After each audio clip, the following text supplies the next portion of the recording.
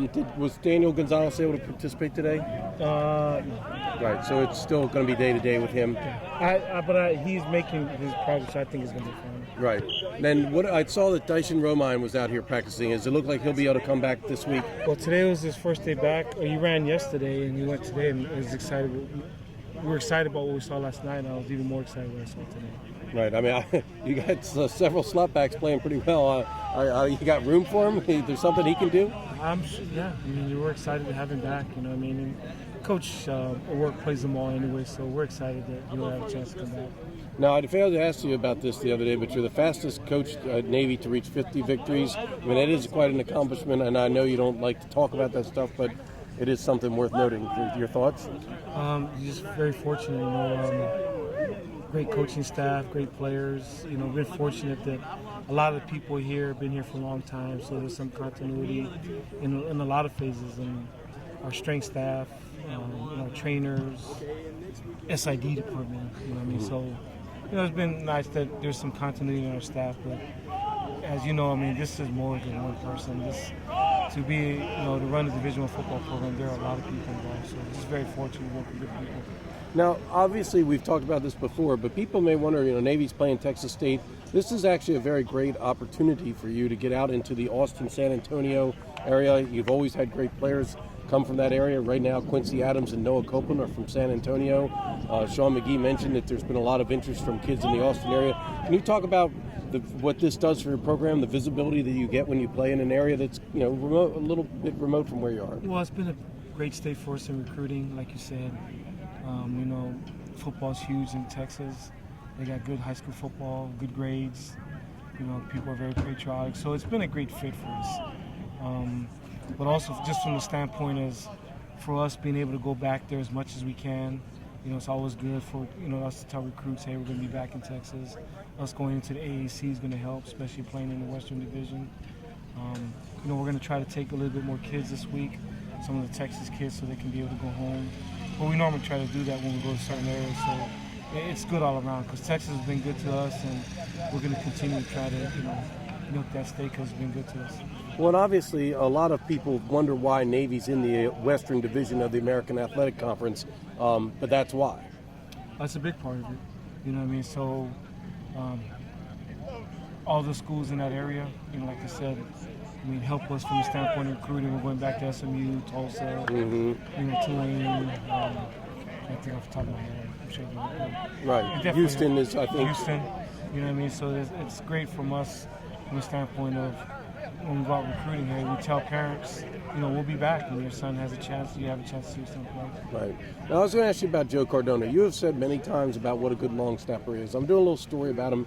I guess let's go back to the beginning. Was he recruited here to be a long snapper, or was he recruited here to be something else and turned out to be a good long snapper? No, it was Coach Johns. Coach Johns recruited him. You know, talked about, you know, found a really good long snapper. And really until Coach Johns recruited him, he saw him, you know, you try to get a long snapper, but you really realize the value of having a great long snapper because in the 4 years he's been here, I never worried about that position. But I think some reports came out of, you know, from some scouts that projecting him as the best long snapper in the country right now. So, that's quite an amazing statement. I mean, he's really good. I mean, he's really good at his craft, and he continues to get better every year. He works on it. He's got bigger, and stronger, and faster. So, you know, he's been a guy that was good as a freshman, but every year he's gotten better. Well, what makes him so good at this? I mean, I don't know how. Is it because he delivers the snap in the perfect position every time, or what makes a good long snap? Well, they said that at a camp that he went to, he had the fastest time, and them timing it. But he has great accuracy. Plus, there's no hitch. I mean, his ball goes straight from the ground. You know, he just snaps it back there. So it's quick, efficient, accurate, powerful. I mean, he has everything that you know, NFL people are looking for, that we're looking for.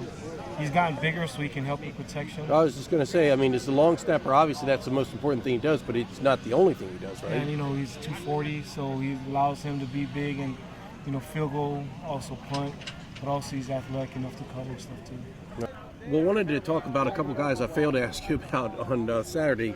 Jimmy Britton comes off the bench and leads you in tackles. That's 2 straight games that he's played pretty well. Can you talk a little bit about what Jimmy Britton's been bringing to the table? Yeah, Jimmy's one of the hardest workers on our team. We consider him one of our leaders on our team. But converted DB to linebacker. We thought he brings us toughness at the inside position. That's why we moved him there, and got the ability to run. And he made some plays in the Ohio State game, and like you said, he made a lot of plays Saturday. Came up with 12 tackles. Yeah. Led the team in tackles Saturday, and that's what we want from Sam or Mike. Right.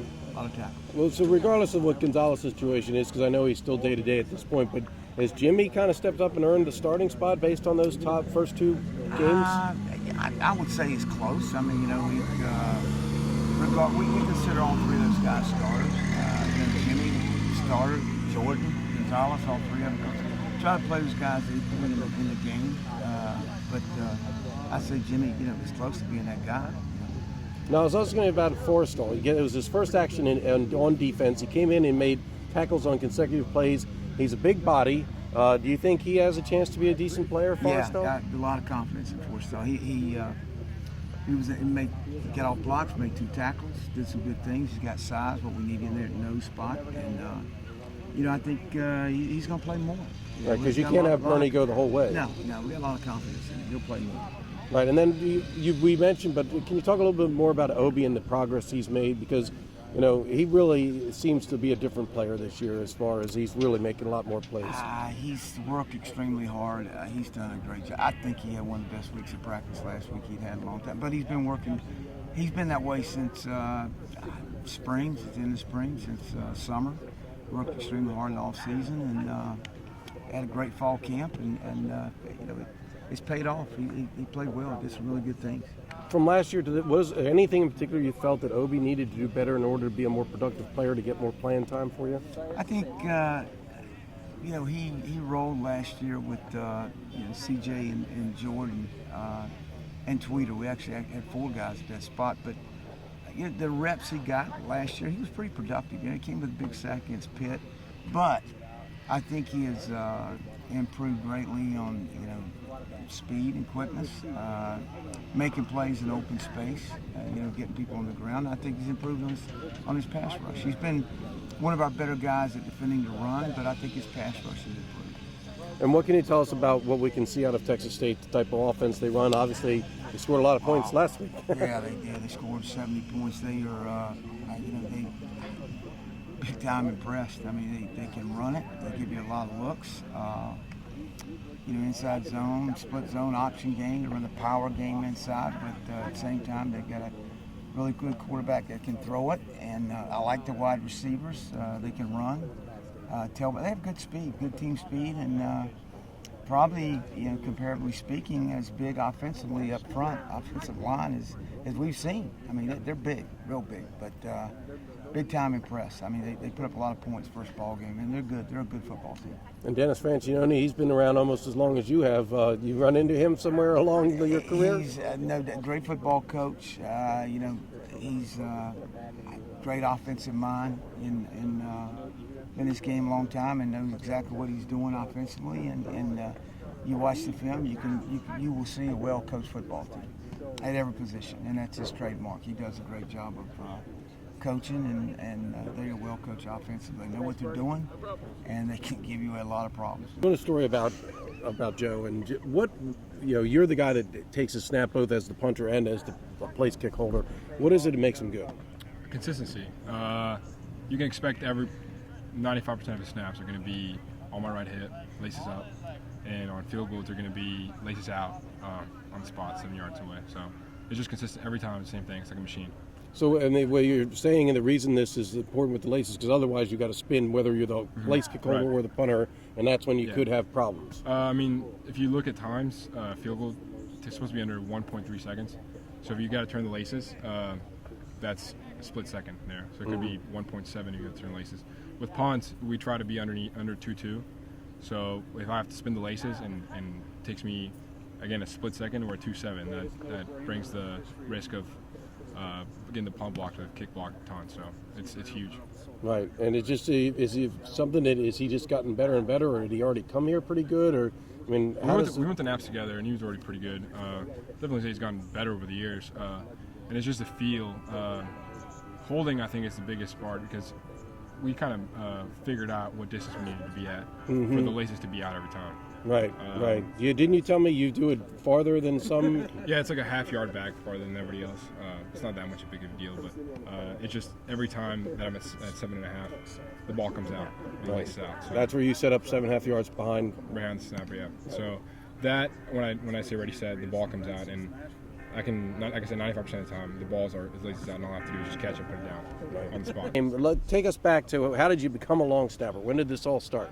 It's kind of funny. My dad actually, running joke is he didn't think I'd see the field in high school because I was about 120 pounds in 8th grade, and going into high school, I ended up playing a little bit, defense and offense, but he taught me a long snap, there in that younger ages, so that I'd always have that. I'd always be able to see the field somehow. And then in high school, I really focused on it, along with my positions and stuff, but really focused on it because I knew that it gave me an opportunity to get a scholarship. So. Right. So in high school, were you the varsity long snapper for what, 3 years, 3 or 4? Actually, I was only the varsity long snapper for 2, just because I played, freshman and JV ball. I wasn't any tremendous athlete. I was a pretty normal, run-of-the-mill high school athlete, I guess. And what position were you when you were a regular player? I played center and linebacker. I played both pretty extensively on the team. We weren't that.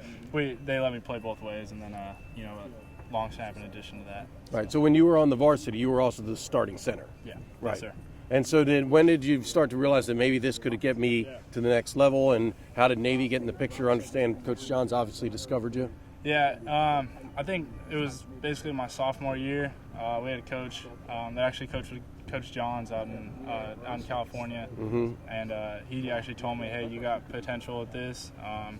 We think this would be a good opportunity for you, and I think you're a college snapper."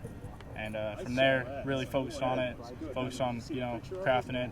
And Coach Johns, he ended up giving the call to Coach Johns, and then along with going to some of the long snapping camps around the nation and stuff, that they helped get my name out there and helped the recognition. When Coach Johns looked at me, they said, "Okay, here's a guy. He's ranked, and he can come in and snap along with his game tape.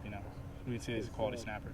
Right. So now obviously things have gone to the next level since you've gotten here, and now I'm seeing NFL scouts are here looking at you. Is that almost mind-boggling to you when you start to hear this kind of stuff? Yeah, I mean, I never thought it'd be this way.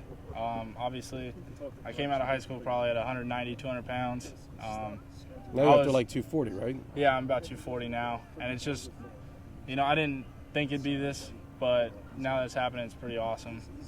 Now it's just about doing well. Now, you did something this summer that got you on the radar. This is why NFL scouts are showing up here. Is this Cole's kicking camp? Is that what it is? Yes, sir. I ended up, it was kind of on a whim. I was like, I want to attend this Cole's camp with another snapper I know from Vanderbilt.